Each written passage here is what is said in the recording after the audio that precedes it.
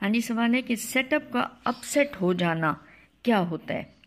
ایسا ہے کہ جب ہم اپنی کوئی منصوبہ بندی کر لیتے ہیں کہ کسی بھی کام کو ایسے ایسے کرنا ہے، لیکن وہ کام کسی اور طرح سے ہوتا ہے، اس طرح سے انجام نہیں پاتا جیسے ہم نے سوچا ہوا ہوتا ہے، تو یہ سیٹ اپ کا اپ سیٹ ہونا ہے۔ مگر اس کا مطلب کوئی نقصان یا تباہی نہیں ہوتا، بلکہ یہ ہمارے پلان کو توڑتا ہے۔ اللہ ہمارے ساتھ جو اور جس وقت بھی کرتا ہے وہ حکمت بھرا ہوتا ہے، لیکن بعض اوقات ہماری پلاننگ کے مطابق نہیں ہوتا۔ اس سیٹ اپ کے اپ سیٹ ہونے پر دل کو اپ ڈاؤن ہونا یعنی اوپر نیچے نہیں ہونے دینا ہوتا،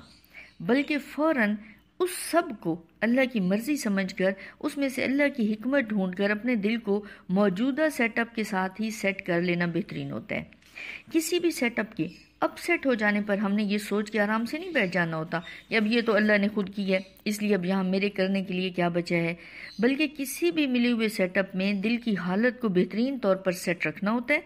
اور بہترین سٹیپ لے کر اس سیٹ اپ کی ڈیمانڈ کے مطابق کام کر کے اس میں سے نکلنا ہوتا ہے۔ دل کا اپ سیٹ ہونا یا پھر کسی طرح سے ذات کا اندر آنا، اصل میں یہی وہ پوائنٹ ہیں جن میں بہتری لانے کے لیے کسی بھی سیٹ اپ کو اپ سیٹ کیا جاتا ہے اور ہمیں موقع دیا جاتا ہے کہ ہم خود کو چیک کریں۔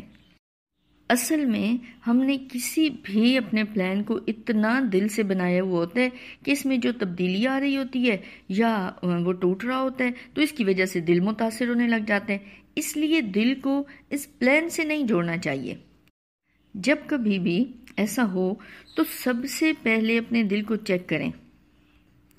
کہ ایک دنیاوی پلان کے لیے دل ضرورت سے زیادہ کیوں اپ سیٹ ہو رہا ہے اور ہمیں اس پر بے چینی کیوں ہو رہی ہے۔ اس کے علاوہ اگر کوئی راستہ اللہ کی مدد کے حوالے سے نکلے تو اس کو بھی آپ اختیار کر سکتے ہیں۔ ہو سکتا ہے اس وقت اس سیٹ اپ کو اپ سیٹ کر کے صرف دل کا اپ ڈاؤن ہونا ہی چیک کیا جا رہا ہو، وہاں ہمیں احساس دلایا جا رہا ہو کہ مرضی ہماری نہیں چل سکتی، بلکہ وہاں ہم نے اللہ کی مرضی کو مان کر اسی میں راضی رہنا ہوتا ہے۔ جتنا رضا میں راضی رہیں گے اتنا ہی قدم آسانی سے آگے بڑھیں گے اور دل میں یقین کا احساس